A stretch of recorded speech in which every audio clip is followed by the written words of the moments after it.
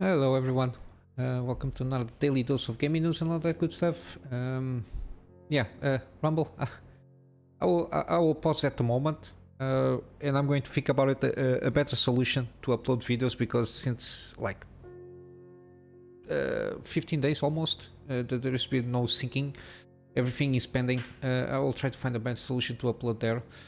I might have to check when I do the recordings, and especially with the gaming episodes, the file size thing there. I might do two re-encodes of each episode, at least the gaming episodes, because I think in terms of the file size on the gaming news, it's pretty okayish, so I don't predict any issues there. Regardless, I also post everything on the blogger stuff, at least as an archive post thing there, and also on Patreon for extra support if you are able to.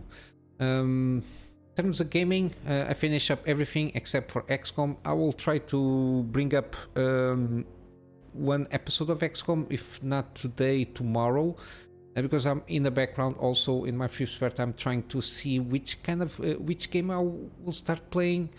I've got a few options that I would like to try out, but at the moment I think I don't know. I was thinking about doing the Atomic Heart demo to try out to see how the hardware behaves. I will not do a very comprehensive kind of a thing there regarding performance with the hardware that I have. I might try to push to the limits, and then give you a rundown of the settings that I'm using, and of course in every video I post the specs of my PC, just out of curiosity, if you want to check. And I might give, I don't know, an average of how many frames per second or something like that. I don't have a lot of time to go around all the settings and trying to push the limit here, trying to fine tune. I will try to do the best I can. It's maximum, see if it is playable. If it is playable and there is like no stuttering or anything like that, I would just go through that and make a gaming play series of the demo to see if it teases up the wheel of playing the full game. That's my intention with that one. And in the meantime, I will try to figure out one game. I don't want to do something similar with at least with XCOM kind of a play, so I'm not sure. I was thinking about restarting the Tomb Raider, because I have all three of them, so I can manage to go through all of them in one go to a certain degree. That might be interesting, but yeah, I'll have to check the libraries where I have an Epic Game Store and everything. I'm still figuring out that, but I'll have to do a proper channel update regarding more focus on the gaming series, because I already finished a lot of that since I did this last one, and catching up of 5 years of games. But yeah, stay tuned. I will try to get something out of maybe tomorrow. I'll maybe record today, but I'll maybe publish tomorrow or something like that. Yeah, stay tuned for that. Regarding news, seems we have a bit of movement here regarding acquisitions again. Sony acquires iSIZE, basically UK company specialized in applying deep learning to video streaming, which it's kind of AI. It's more about deep learning in terms of machine learning, because the AI, for what this does, it's basically they have mainly three main products, which are basically related to trying to clear and enhance the quality of heavy compressed videos. This usually is used on streaming services, and Sony, I think, they really want to. I'm not sure how they are like in a movie space there, because they have a studio, Sony something. They have like a movie studio, and also regarding the streaming kind of platform for gaming. which is I think the issue is not the video quality to a certain degree, is more about the lag stuff, issues that it might appear here and there.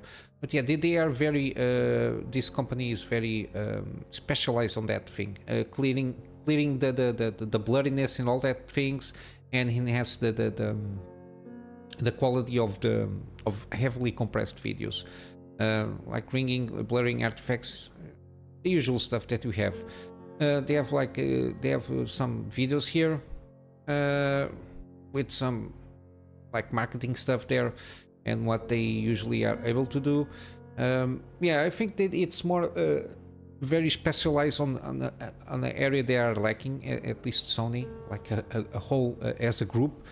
I don't know, there is no like transactions of something, how much it was worth the thing there, the acquisition, but yeah, it's something very recent. It's something that it's like a few hours ago, at least from the writing of the article. We might have more information here and more, because a lot of the information I suppose was taken out of their own site. We only have this little information here. We might get a public statement regarding Sony, why they wanted to do this, so we have a better idea why they specifically went to acquire this company. If they are thinking more on the movie kind of thing, movie streaming side of things, or more on the gaming streaming side, we might get a better idea. Even though I think they want to bet a little bit more on the gaming side, mainly because of Xbox Game Pass. Basically, I think that's their main reason, and the fact that you can compress a lot of high quality videos. The better you can compress it, the more or the less the servers be overloaded with trying to stream high quality video. But yeah, it is what it is. We'll for sure have some news, maybe next week, I suppose. There is also an interview on this site, WCCF Tech. Most of the news are from here today, regarding projections for the gaming industry to a certain degree. Of course, the layoffs, as I mentioned, I think this week, regarding some layoffs here and there, I think from the Activision. It's basically a correction because they overhired in the pandemic years to try to work around the situation itself of working remotely. So to a certain degree, I think it needs a little bit more specialization jobs in terms of coordinating and how you need to work. I don't know how you need to work remotely in the gaming industry. I suppose there is a lot of security stuff, server stuff, integration, because instead of being in situ, you have to do everything remotely, like accessing the servers that have the content that you have to work with and all that jazz, and the assets, and of course the security enhancement that has to do with that also. And with that, you have to ramp up a little bit the HR department, so you're taking care of those things. And then now it's the correction to a certain degree, but yeah, and also a little bit on monetization. They don't have a lot. It's like an overall thing here. Basically, it's layoffs are part of the correction, and of course this will slow revenue growth, sales rates ahead, because now it's been an overall correction. People are to a certain degree are working again. Of course, not this month, but they've been coming into the work market. I don't know if it is something that is they're going more to work, so they have less time, maybe less, and then with the billing costs ramping up a little bit, they have less time to game on their hobby. But still, they predict that the gaming number of gamers per se will rise up to 3.8 billion by 2030, which is not that much. It's like modest single digit range, even in terms of growth rates. So it's not that much, but it's okay as long as it's stable and continuously, or it can like plateau around some number. But yeah, they will try always to sell to 8 billion people, being children or old men in a bed. They will all try to sell games to those persons as much as they can, because it's the more you can expand the market, the better for them. And basically, there was a question regarding over risk increased predatory monetization to take to try to adjust the profit stuff here. The problem, I think one of the big problems of monetization is it's a little bit the problem that they have at this moment, like an overarching theme is the production costs. They ramped up production costs to a degree that for them to make a profit on the product they are launching, being a game or a movie, they have to sell exponentially more than they have to before, because the production budget is already very high. In the case of Hollywood movies, it's more about the actors and everything, usually the fees they take for making movies. In gaming industry, it's the quantity of people that because games are more complex, so they need more people, and to a certain degree they need specialized people in some areas, of course depending on the game that you want to make. But still, I think that the budgets of gaming, especially in AAA studios, when they have supposedly more people and more specialization there, and they can try to I don't know, do more with the people they have. I think the mentality is a little bit on the side that the more you invest on the product, or the more money you spend there, the more returns you will have, because supposedly when you spend more money, automatically the product is better, which is not the case all the time, of course. I think there is a little bit of mentality of the suits guy that don't make the game, so that's why they usually you have like these kind of pressures of launching the game at a certain point, or having these kind of checkmark lists of what the game should have, instead of focusing on getting a good product. Because if people pay attention, there is indie games that are made by a handful of people. They have a hell of a time to try to make the game, because even the fact that the budget is very low, the fact that there's only 5 people and they have to pay basically the expenses out of their pocket. But in terms of overall things, a handful of people with a very low budget can make huge amounts of profits. Let's say, I don't know, like Vampire Survivors, Dave the Diver is a recent one. These kind of little games that you can make, they don't need to be high fidelity, visual fidelity kind of a thing. It's a good game. A game is for what is king in gaming. It's gameplay. There is a lot of ways of going about the gameplay, how you can manage that, but I think the more how do I say it, it's giving the opportunity of letting people, to a certain degree, creative people, to do their thing. And of course we have to have like certain barriers for them to be guided through. But I suppose that the fact that people think, at least these guys that only think about the money, they are very profit focused, it can be hurtful in the gaming industry overall, and it's been for a while now. We saw a lot of with Ubisoft games, Activision, Blizzards, all of them, the big ones that usually tend to monetize a lot. EA also with their sports stuff. We have all of this. But in terms of overall things, I think monetization won't get worse. That would be good, even though it can be worse. This guy we have the blatant example of the ex-CEO, now ex-CEO from the engine, Unity engine, kind of there. He was from EA before going to Unity, and one of the things that was trying to include in their games is charge for reloads in a first-person an FPS game. Is charge people for if you want to reload your weapon, you just pay something. like $1 or 20 cents or even 5 cents. You just pay and you can reload the weapon. So it can be way worse. Just by starting the game you have to pay it. There is a lot of ways you can monetize the thing to hell, but yeah, it is what it is. Regarding EA Sports stuff, we got the WRC. There was an article like in August. There was kind of a rumors regarding this game, and supposedly it's going to debut tomorrow.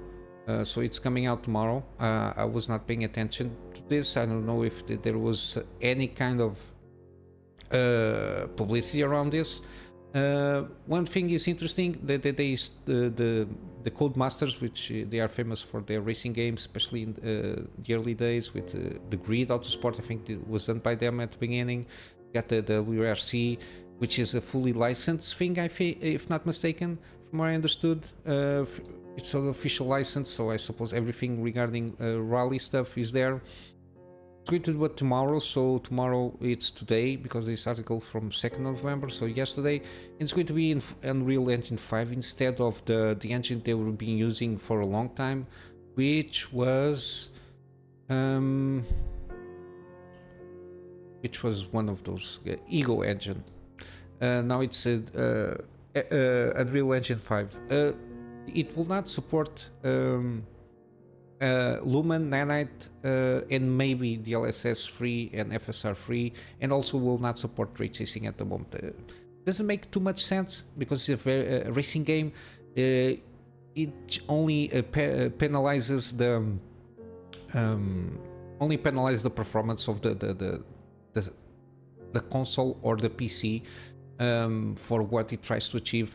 Maybe Nanite, mainly because of like the level of detail of things outside, but I don't know how much is impacted there.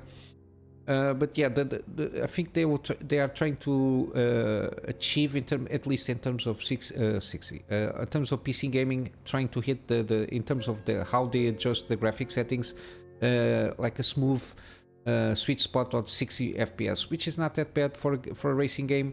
Even though the more you have, the better, because the lag stuff and everything, it makes more compressible. But if you can achieve again 60 frames per second, a smooth one, and no stutters, no issues, I think it's a good, might be a good experience there.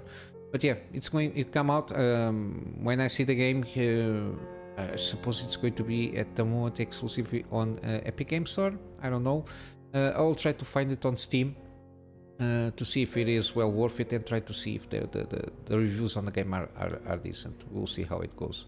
And also more info. They just was talking about the fact that the Q&A regarding Unreal Engine 5. We got Red Dead Redemption 2. We got a new mod. It's to certain degrees a little bit of a mod that is not. It's not on point that I want to say. It's a little bit. Oh my god, I forgot the word that I want to use again. I'm very smooshy on my brain sometimes. It's not been updated since last month, but it is what it is. Because the guy that made the mod got the PC was broken, so it didn't manage to update a little bit. But the mod is functional. It's pretty good and pretty decent for what it is. It's basically random events. They are 3 types of events: between shootouts between 2 groups, a fight between 2 or more groups, and a bounty hunter trying to capture an individual. Supposedly this can happen near the player, or you can only basically hear shooting.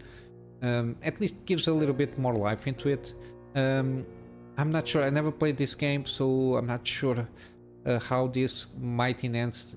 Because I think you can hunt game hunting on when I say game hunting, like hunt animals for resources and everything.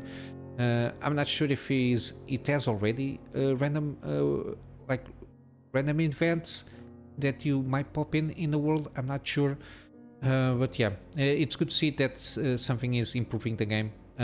But at the moment, if you want something more refined in terms of experience, we'll have to wait until the guy managed to update the mod and include more stuff there. Got Elden Ring. I covered this yesterday or 2 days ago regarding the Ern's callings, if not mistaken. And this article is a little bit related to that. Again, there is no date regarding that, the expansion here. But I got a good video that I watched. That's why I brought up this article again. The Kadakawa second quarter earnings kind of a thing here. It's Diostorm. It covers a lot of From Software stuff with very good quality in terms of videos. And it's basically what it happened there, and some speculation of his part and some opinions, and I think it's well worth the watch. It's like 9 minutes, so it's not that long thing. It's not very technical, but it goes about in some specific points, specifically regarding From Software, because it's Kadakawa, so it's the company that has a lot of companies, and From Software is part of one of the Kadakawa group of companies. And yeah, they go about it regarding how it's sold, especially oh my god, Fires of Rubicon. How it calls the game? I know it's Fires of Rubicon, but it goes about that. Armored Core. Jesus Christ, sometimes to pick up the words that I want to use is a little bit difficult, but I'm sorry about that. And goes about also how the Elden Ring was the big hit that basically managed them to now expanding and trying to hire more people to get more projects going, especially in crossover stuff. We might see some anime regarding Dark Souls or Elden Ring, or even I think there is one planned for Sekiro. It's like in pre-production stage, so they're trying to figure out what to do with that. I think it's supposedly to come in Netflix. I'm not sure. I think he talks about that also, Ziostorm. But yeah, some interesting news. Again, anime. I would like to see some anime from Dark Souls, like stories related to that, not explicitly implying or just vomiting lore out of nowhere, but something that related to that might expand a little bit the universe in the kind of the same way that you can tell storytelling, even though of course usually you have to have dialogues and everything, so it gives you a little bit more exposition in there, but I think it can be done in a very pretty decent way. I think Sekiro Shadows Die Twice might be a good option to start with, because it got a full line story. I think it's very direct, so there is no the environment. It's not very dependent. The game itself was not very dependent of environmental storytelling as Dark Souls series is, and to a certain degree Elden Ring, I think it is. But yeah, I think it's a good option there. Like anime series. If you're trying to do live action, I don't think it fits well, because the way the Dark Souls is very mythological to a certain degree. Again, Sekiro might be because it's more a focused experience in the degree that it has human beings. You got some mythological monsters. Yeah, but then CGI, I don't know. But I think animation, it's more well suited for this kind of things. But yeah, again, I will leave the link of the video for you to check out his overall thoughts on the earnings call there. And I'm going to wrap up some gaming deals. Again, Epic Game Store, it's finished. Nothing worthwhile there at the moment to claim for free, at least from my perspective. But you got bioshock, all the free games, the remastered versions, so the enhanced versions of that, for 75% off. 80% off the bioshock 2, and bioshock Infinite is 75% off. I think it's well worth it, at least the first, for you to try out and see what a lot of first-person shooters and some game mechanics, they were copied to a certain degree from this game, and you will see some similarities in some stuff in other games, more recent games, regarding what bioshock tried to achieve there. We got also Midnight Suns, still on sale, 60% off. Pretty good game, same guys from the XCOM series, so Fire Access games. I think it's well worth it. even the base game. Then if you like the how it plays out, if you want like DLC stuff, the characters, I think Venom is playable, and other stuff, and other guys also. That I think that from the reviews that I saw, even their story arcs, getting their missions done and everything is very in line with the overall story and universe that they set up in this game. You got Red Dead Redemption 2 also, 60% off, which is good, or 65% off the Ultimate Edition. We got Hardship Shipbreakers. It's like basically a sim on dismantling ships in space. So it's one of those. It's very positive. It's one of those that I would like to try out. But yeah, 50% off. I think it's well worth it if you like this kind of things, with a lot of emphasis on physics and how to dismantle everything, put everything in the right place. And then of course you got the upgrade stuff that you need to deal with and all that jazz. But yeah, I think it's well worth it. Also we got the Outer Worlds. This is not the extra edition, the Special Choice upgrade. It's still a little bit mixed there, but I think it's way better than it was when it launched. But then again, you can buy the normal version, 34% off. Same guys that did basically from Obsidian the Fallout New Vegas game, which is pretty good. And lastly we got Blasphemous 2. Blasphemous 1 and 2, you got a bundle here for 20% off. I know it seems a little bit expensive for the two games, but yeah, you got the 20% off on the second one if you already played the first one, or else I recommend you start playing the first, because this is kind of a direct sequel to the first game, so you might miss some stuff that happened on the first, regarding at least story wise. And basically that's it, guys. I think I overstretched a little bit on today's video, but I will finish up with the plug on my Patreon for extra support.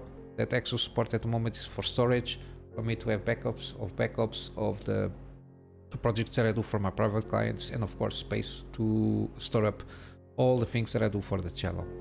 And yeah, basically that's it, guys. I will hope you have a wonderful day, and I will see you in the next one. Till then, Kunamy Master out.